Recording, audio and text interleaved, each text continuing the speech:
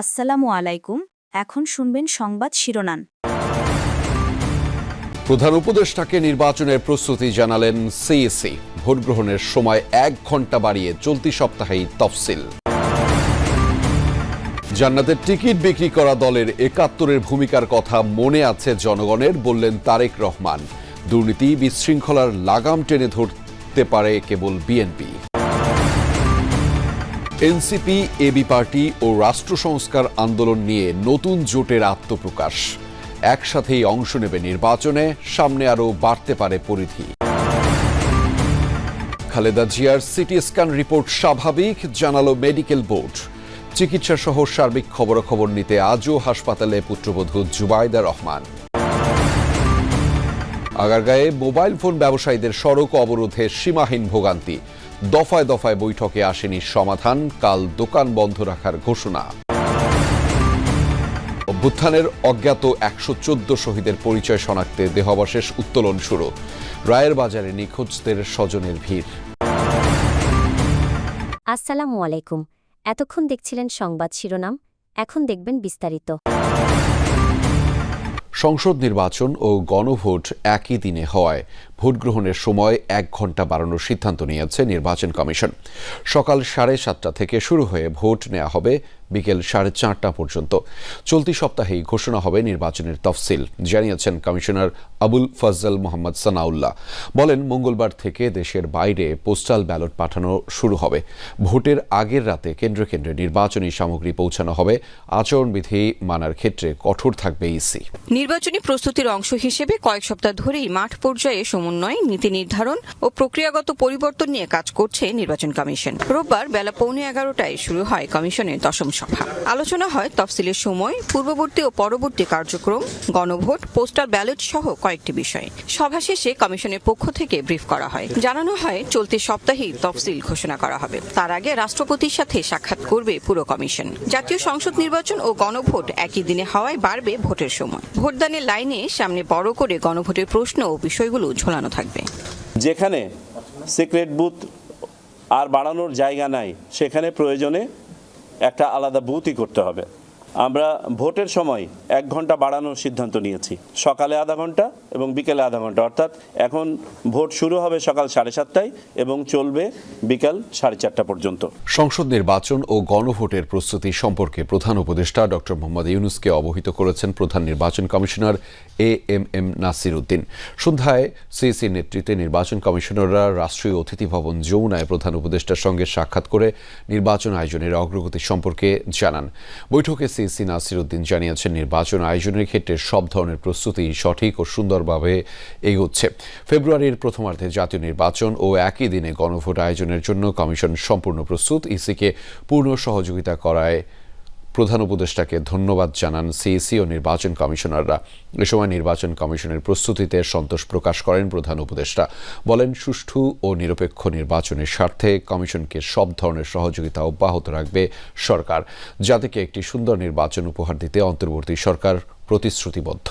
দেশের জন্য কঠিন সময় অপেক্ষা করছে, ষড়যন্ত্র হচ্ছে বিভিন্ন জায়গায়, এমন সতর্কবার্তা দিয়ে বিএনপির ভারপ্রাপ্ত চেয়ারম্যান তারেক রহমান বলেছেন, জান্নাতের টিকিট বিক্রি করা দলের ৭১-এর ভূমিকা মনে আছে সাধারণ মানুষের। বলেন, ৭১-এ লাখ লাখ মানুষ হত্যা করে দলটি তাদের জাত চিনিয়েছে।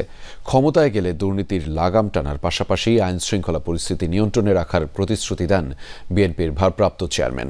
প্রায় 14 দিন পর দলীয় কোনো কর্মসূচিতে হাজির হলেন বিএনপির ভারপ্রাপ্ত চেয়ারম্যান তারেক রহমান।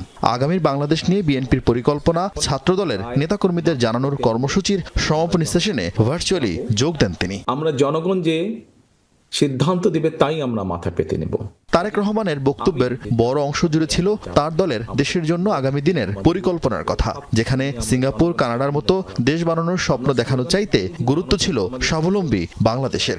অঙ্গীকার করেন, আগামীর বাংলাদেশ হবে দুর্নীতিমুক্ত ও নিরাপদ। বিএনপি বাংলাদেশকে সিঙ্গাপুরও বানাতে চায় না, মালয়েশিয়াও বানাতে চায় না, কানাডাও বানাতে চায় না, যুক্তরাষ্ট্র বানাতে চায় না। আমরা চাই একটি স্বাবলম্বী বাংলাদেশ, যেই বাংলাদেশের মানুষ দেশের ভিতরে কর্মসংস্থানের ব্যবস্থা থাকবে, খেয়ে পরে বেঁচে থাকবে, শান্তিতে থাকবে। আত্মবিশ্বাসের সঙ্গে বলতে পারি, এই বাংলাদেশে যদি দুর্নীতির লাগাম টেনে ধরতে পারে, তাহলে একমাত্র বাংলাদেশ জাতীয়তাবাদী দলই পক্ষেই সেটা সম্ভব। জুলাই গণঅভ্যুত্থানের অঙ্গীকার রক্ষা ও নতুন রাজনৈতিক বন্দোবস্ত বিনির্মাণে আগ্রহী 3টি দল নিয়ে গণতান্ত্রিক সংস্কার জোট ঘোষণা করেছে এনসিপি, এবি পার্টি ও রাষ্ট্র সংস্কার আন্দোলন। ঢাকা রিপোর্টার্স ইউনিটিতে এক সংবাদ সম্মেলনে এই জোটের ঘোষণা দেন এনসিপির আহ্বায়ক নাহিদ ইসলাম। পরবর্তীতে জোটের পরিধি আরও বাড়তে পারে বলে জানান নেতারা। নাহিদ বলেন, এটি কেবল নির্বাচনী নয়, বরং একটি রাজনৈতিক জোট। সংস্কারকে প্রাধান্য দিয়েই ঐক্যবদ্ধ হয়েছেন তারা। নির্বাচনেও অংশ নেবেন ঐক্যবদ্ধভাবে। নির্বাচনী তফসিল ঘোষণার আগে রাজনৈতিক দলগুলো কে কার জোট সঙ্গী হবে তা নিয়ে গুঞ্জন চলছিল। জামায়াতে ইসলামী, বিএনপি সহ পুরনো রাজনৈতিক দলের সাথে নয়, বরং নতুন রাজনৈতিক দলগুলোকে এক ছাতার নিচে আনার অঙ্গীকার নিয়ে সোমবার নতুন জোটের আত্মপ্রকাশ। এনসিপি, এবি পার্টি ও রাষ্ট্র সংস্কার আন্দোলনের এই জোটের নাম গণতান্ত্রিক সংস্কার জোট, যার মুখপাত্র নাহিদ ইসলাম। রাজনৈতিক সংস্কার, গণতান্ত্রিক সংস্কার, এই দুইটি সংস্কারকে প্রাধান্য রেখে আমরা এই দলগুলো ঐক্যবদ্ধ হয়েছি। জোটের ঘোষণা আসে আওয়ামী লীগ সরকারের পতনের এক দফার ঘোষক নাহিদ ইসলামের কাছ থেকেই। বলেন, বাংলাদেশ আগের মতো হয়ে যাবে এমন নানা আশঙ্কার আর আলামতের হাতছানি দেখা যাচ্ছে। তবে জনগণকে অভয় দিয়েই নতুন রাজনৈতিক জোটের আত্মপ্রকাশ। প্রত্যাশা রাখছি যে আমরা একটা প্রতীকে, একটা বাক্সে আমরা আমাদের যে সমর্থনগুলো রয়েছে সারা দেশে সেটাকে আনতে পারবো। সেটার আইনি প্রক্রিয়া কি হবে বা পদ্ধতি কি আছে সেটা হয়তো আমাদেরকে আরো ব্যাখ্যা বিশ্লেষণ করে আমাদেরকে পরবর্তীতে আমরা জানাতে পারবো। আর আপনার বাকি প্রশ্ন, আমরা অবশ্যই 300 আসনেই প্রার্থী দিব। নাহিদ বলেন, 3 দলের পথ চলা শুধু নির্বাচন কেন্দ্রিক নয়, বরং রাজনৈতিক নানা আন্দোলন কর্মসূচিতেও যুথবদ্ধ দেখা যাবে তাদের। আমরা 3টা সংগঠন একটা জায়গায় ঐক্যবদ্ধ হয়েছে, ঐক্য প্রক্রিয়া এসেছি। আরো দল আসবে এখানে আমরা আরো কয়েকটা দলের সাথে কথা বলছি, তারা আসলে হয়তো আমরা এটাকে একটা কাঠামোগত রূপ দিব। খালেদা জিয়ার সিটি স্ক্যান রিপোর্ট স্বাভাবিক বলে জানিয়েছে মেডিকেল বোর্ড। রাতে এই রিপোর্টের কথা জানায় বোর্ড। এর আগে পরিস্থিতির উন্নতি না হয় 2 দফায় পিছিয়েছে বিদেশে নেয়ার সিদ্ধান্ত। আপাতত এভারকেয়ার হাসপাতালের চিকিৎসকদের নিবিড় পর্যবেক্ষণে রয়েছেন বিএনপি চেয়ারপারসন। আর তার চিকিৎসার এই কর্মযজ্ঞ তত্ত্বাবধান করছেন দলের ভারপ্রাপ্ত চেয়ারম্যান তারেক রহমানের স্ত্রী ডাক্তার জুবাইদা রহমান।